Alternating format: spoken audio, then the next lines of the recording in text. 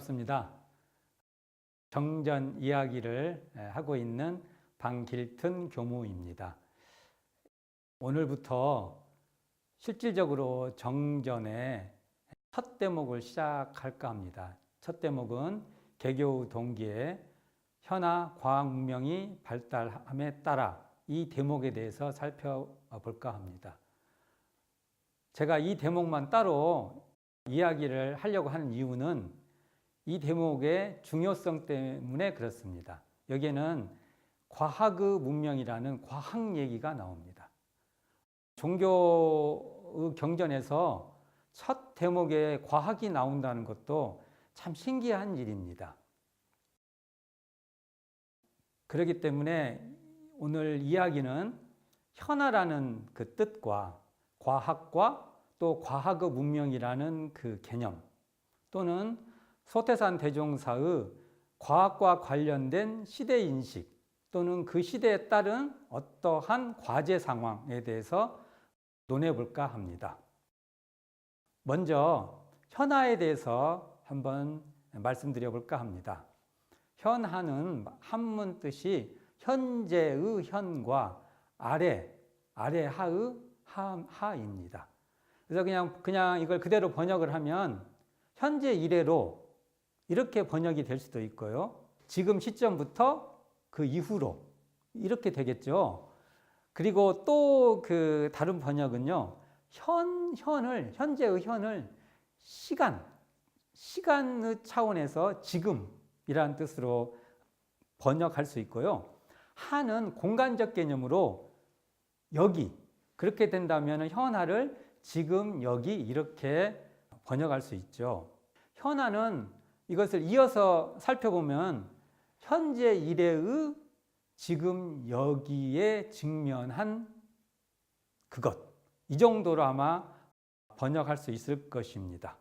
그 다음 대목이 과학의 문명이라는 대목입니다. 이 과학의 문명이 바로 소태산 대종사의 출현 동기가 됩니다.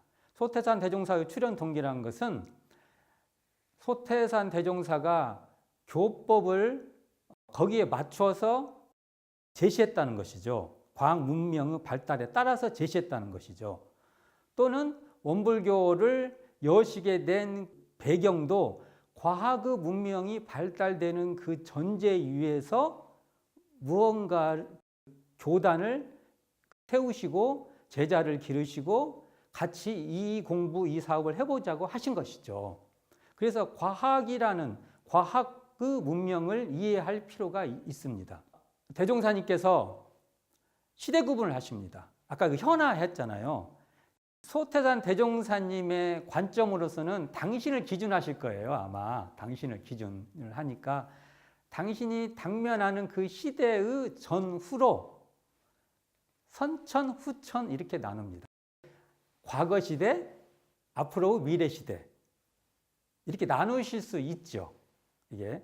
근데 이것은 어느 한 지점을 말한 게 아니라 어느 일정한 그 기간을 말할 겁니다. 과학의 시대라는 것은 과거의 농업혁명 시대하고는 좀 시대가 다른 시대입니다. 재미있는 것은 과거 성자들이 대부분 농업혁명과 관계가 있다는 것이죠.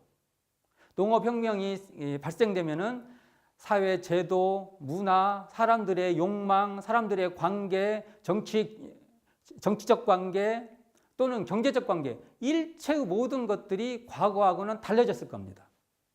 거기에 따라서 각 지역마다 성자들이 출현하셔서 그 시대를 가장 지혜롭고 서로 도움이 될 수 있는 방법이라고 할까요?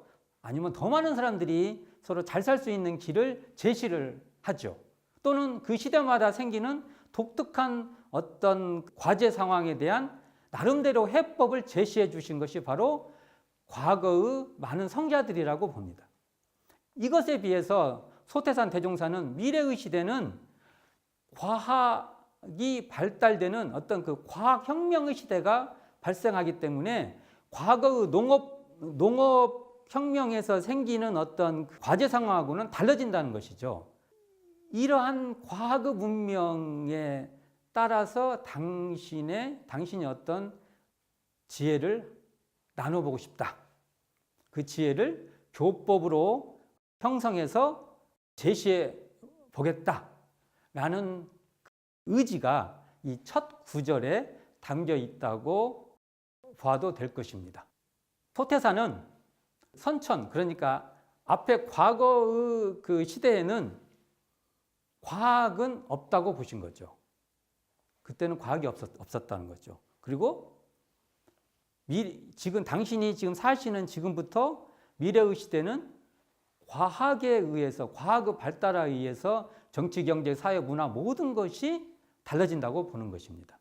그렇기 때문에 소태산의 그 의지는 뭐냐면 과학 시대를 책임지는 어떠한 책임자로서의 역할을 하고 싶은 것이죠.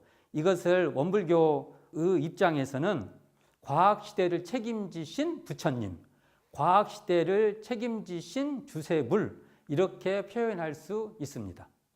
그렇다면 이 과학 시대는 과거하고 무엇이 다르냐, 이런 그 의문이 생기겠죠. 이걸 다 말할 수는 없고 한 가지, 몇 가지만 비유를 들어서 한번 말씀을 드려볼까 합니다.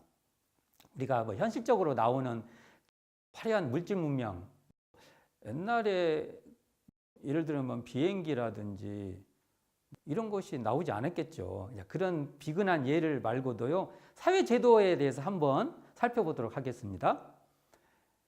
과거의 시대는 개인이 없었습니다. 왜 개인이 분명히 있는데 왜 없을까, 이렇게 물어볼 수 있죠.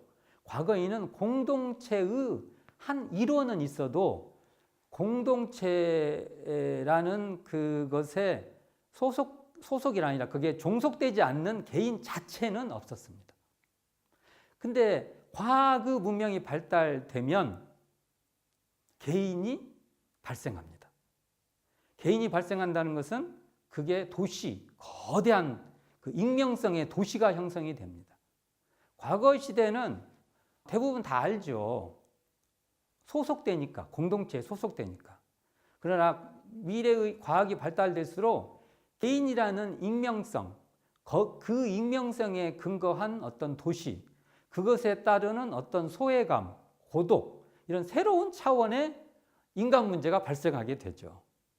이것에 대한 소태사는 사회 경제적인 관점에서도 어떤 인간이 그 고독이라는 관계 속에서도 서로 더불어 살 수 있고 행복하게 살 수 있고 그 개인이 유지되면서라도 잘 살 수 있는 그런 것을 아마 제시하시고 있다고 봅니다. 그러면 지금까지 얘기를 간단하게 한번 다시 정리해 볼까 합니다. 현아라는 것은 결국은 소태산 대종사의 관점에 따른다면 선천과 후천의 분기점, 또는 과거 시대와 미래 시대의 분기점. 그럼 이 분기점에는 무엇이 있냐? 과학의 문명이 있다. 이렇게 말할 수가 있겠죠. 이에 대한 대종사님, 소태산 대종사 비명 정산종사님께서 쓰신 글인데요. 거기에 나와 있는 말씀과 원불교 교사에 나와 있는 말씀을 봉독해 드리면서 그 내용을 한번 정리해 볼까 합니다. 봉독해 드리겠습니다. 정산종사는 원각성존 소태산 대종사 비에 말씀하시기를, 정신이 세력을 잃고 물질이 천하를 지배하여 생명의 고해가 날로 증심하였나니 이것이 곧 구주이신 대종사께서 다시 이 세상에 출현하게 된 기원이다라고 천명하시며, 원불교 교사에서는 대종사께서는 이제 묵은 세상을 새 세상으로 건설하게 되는 일대 전환의 시대라고 말씀하고 있습니다. 일대 전환의 시대가 바로 현하라고 볼 수 있습니다. 또 현하가 바로 현하 과학 문명이 발달됨에 따라가 소태산 대종사가 이 땅에 오신, 이 땅에서 구도하시고 교법을 대각하셔서 교법을 펴신 그 어떤 이유 또는 근거, 계기, 인연, 이런 것이라고 볼 수 있겠습니다. 감사합니다.